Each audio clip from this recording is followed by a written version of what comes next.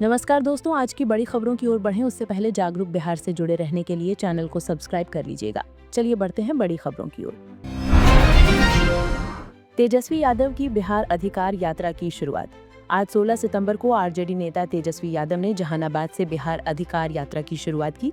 ये यात्रा 20 सितंबर को वैशाली में समाप्त होगी।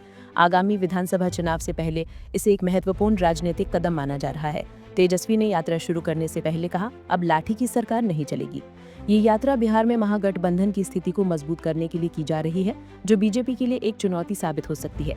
इस यात्रा के दौरान तेजस्वी यादव जनता के बीच जाकर सरकार की कमियों को उजागर करेंगे और अपनी पार्टी की नीतियों का प्रचार करेंगे। बिहार में भारी बारिश का अलर्ट। मौसम विभाग ने आज बिहार के कई हिस्सों में भारी बारिश की चेतावनी जारी की है। पिछले कुछ दिनों से राज्य के मौसम में अचानक बदलाव देखा गया है और कई जिलों में लगातार बारिश हो रही है। इस बारिश से जल जमाव की समस्या पैदा हो सकती है, खासकर शहरी क्षेत्रों में। किसानों को भी इससे परेशानी हो सकती है। विभाग ने लोगों को सतर्क रहने और सुरक्षित स्थानों पर रहने की सलाह दी है। भारी बारिश को देखते हुए कई जिलों में प्रशासन ने भी अलर्ट जारी किया है। पीएम मोदी ने बिहार को 36,000 करोड़ रुपए की सौगात दी।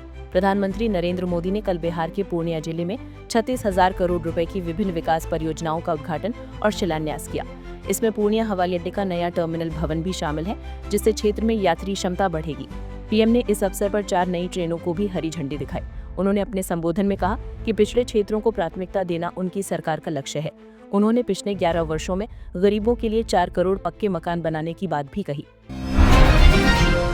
बिहार में समय से पहले आए प्रवासी पक्षी। इस साल बिहार में जाड़े से पहले ही प्रवासी पक्षियों का आगमन शुरू हो गया है। बॉम्बे नेचुरल हिस्ट्री सोसाइटी के एक अधिकारी ने बताया कि प्रवासी पक्षियों का समय से पहले आना इस बात का संकेत है कि इस साल बिहार में कड़ाके की ठंड पड़ सकती है। ये घटनाक्रम पर्यावरण और जलवायु परिवर्तन के अध्ययनों के लिए महत्वपूर्ण है। पक्षियों के आगमन से ये भी उम्मीद की जा रही है कि इस साल इनकी संख्या में भी बढ़ोतरी होगी, जो प्रकृति प्रेमियों के लिए एक अच्छी खबर है। बिहार के सरकारी अस्पतालों में मुफ्त दवा वितरण में अव्वल। केंद्रीय स्वास्थ्य और परिवार कल्याण मंत्रालय द्वारा जारी रैंकिंग में बिहार लगातार 11वें महीने देश भर के सरकारी अस्पतालों में मुफ्त दवा वितरण में पहले स्थान पर रहा है।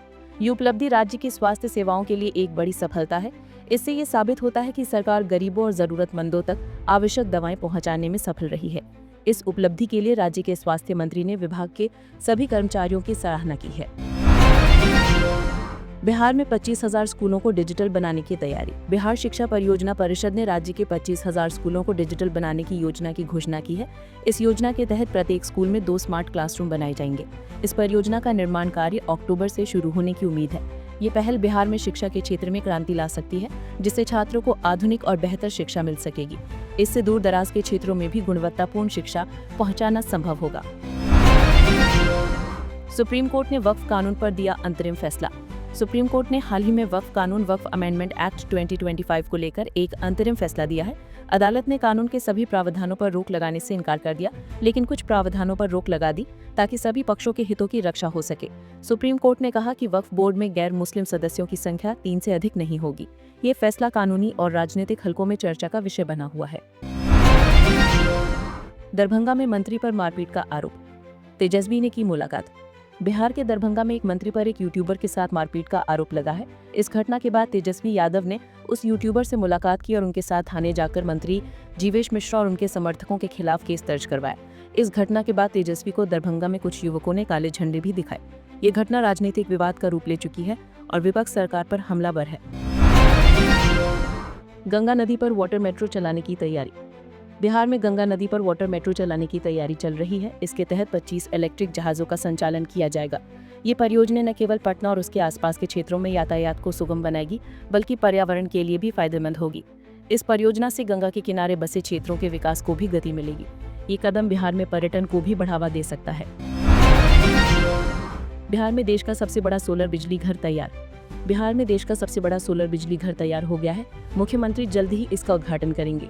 ये परियोजना राज्य की ऊर्जा जरूरतों को पूरा करने में महत्वपूर्ण भूमिका निभाएगी और नवीकरणीय ऊर्जा के क्षेत्र में बिहार को अग्रणी बनाएगी। इस बिजली घर से न केवल बिहार को स्वच्छ ऊर्जा मिलेगी, बल्कि इससे रोजगार के नए अवसर भी पैदा होंगे।